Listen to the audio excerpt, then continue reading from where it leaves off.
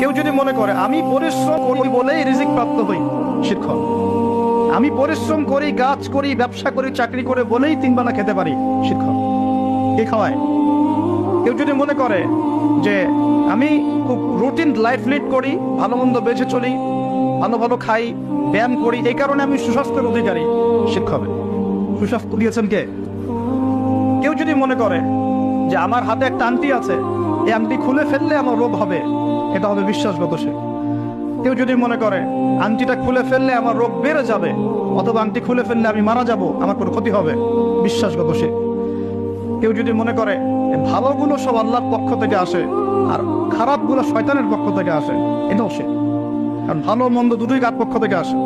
আল্লাহর পক্ষ থেকে। চুল আঁচড়াচ্ছেন, চিরুনিটা হাত থেকে পড়ে গেল। কেউ যদি মনে করে এখন মেহমান আসবে বাসায়, এটা হবে একটা শিরকি আকীদা। বাসা থেকে বের হয়েছেন,